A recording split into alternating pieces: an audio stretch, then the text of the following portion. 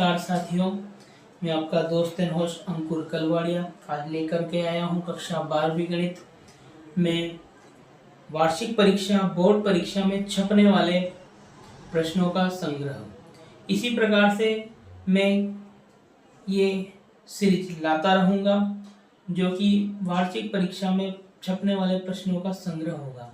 इनमें ऑब्जेक्टिव भी रहेंगे, क्वेश्चंस भी रहेंगे। बस आप लोग इसी प्रकार से प्यार बनाए रखना और मेरे चैनल को, अपने चैनल को लाइक करना, शेयर करना और सब्सक्राइब करना। आइए हम क्वेश्चन देखते हैं। कक्षा 12वीं गणित का महत्वपूर्ण प्रश्न जो MP 2026 में छप गया। रेखाओं r vector i + 2j + k + lambda - i - j + k r vector बराबर 2i - j - k + mu 2i + j + 2k के बीच के न्यूनतम दूरी ज्ञात करो। न्यूनतम दूरी निकालने का क्वेश्चन करना है। तो अब सबसे पहले तो हमको ये देखना है कि ये किस रूप में रेखा का समीकरण है। तो ये सदिश रूप में रेखा का समीकरण है। इसे हम क्या पढ़ेंगे? सदिश रूप में रेखा का समीकरण दे रखा है।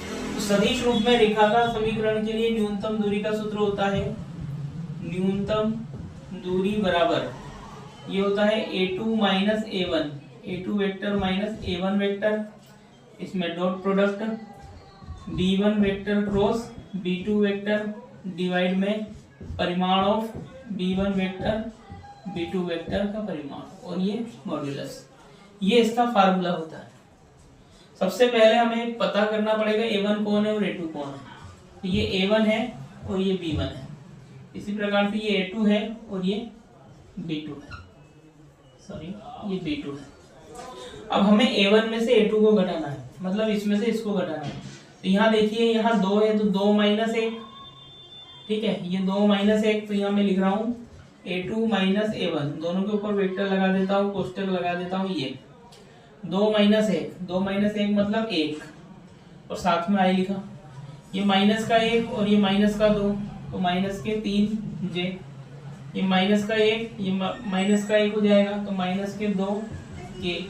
ये हमारा निकल गया। इसके बाद हमको cross product of b1 cross b2 निकालना है। b1 वेक्टर गुणा b2 वेक्टर, b1 और b2 का सदिश गुणनफल निकालना है। सदिश गुणनफल निकालना आता हमको i j और k करते हैं। b1 वेक्टर है 2, सॉरी b1 वेक्टर है 1 - 1 और 1, 1 - 1 और 1।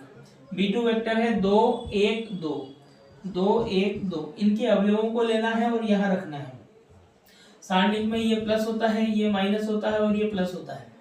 सारणिक निकालते हैं इसका, यहाँ से निकलेगा i, इस वाले को छुपा देंगे और इसको छुपा देंगे, तो इन दोनों का गुणा करेंगे। ये कितना हो गया? माइनस का 2, ये माइनस 2, ये सूत्र का माइनस, 1 एकम 1, ऐसे यहाँ माइनस और साथ में जे आएगा। इस वाली लाइन को छुपा देंगे और इसको छुपा देंगे, तो 2 एकम 2 और ये माइनस का 2, तो 2 - 2। अगला आएगा के, इसको छुपा देंगे, इसको छुपा देंगे, तो 1 एकम 1 और प्लस का 2, 1 + 2। सोल्व करेंगे तो ये आएगा माइनस का 3i, ये आएगा प्लस का 0j और ये आएगा प्लस का 3k।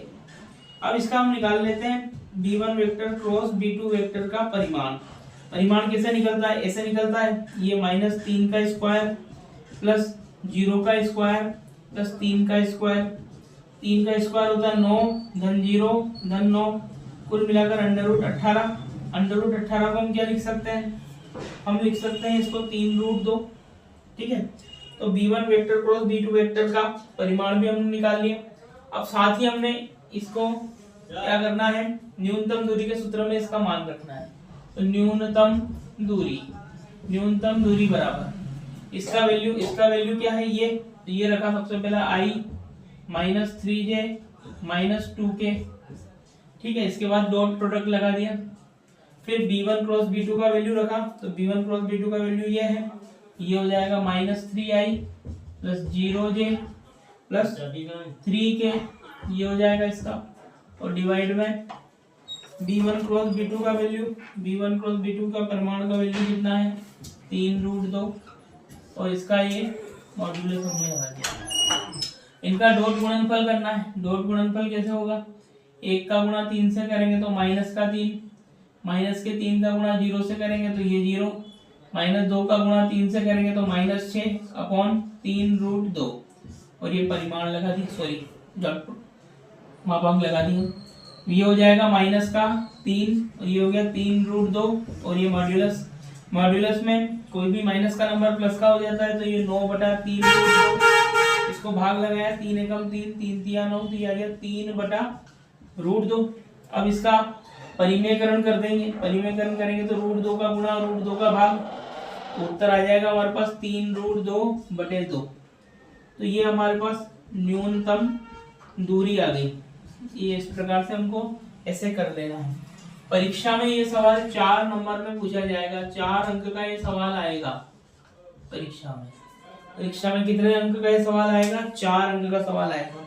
आई होप आपको ये वीडियो अच्छा लगा होगा, आपको बहुत कुछ सीखने को मिला होगा। आप इसी प्रकार से हमारी इस सीरीज में जुड़े रहिएगा। लगातार ये सीरीज आपके सामने डेली आएगी। परीक्षा तक हम इस प्रकार की सीरीज चलाएंगे।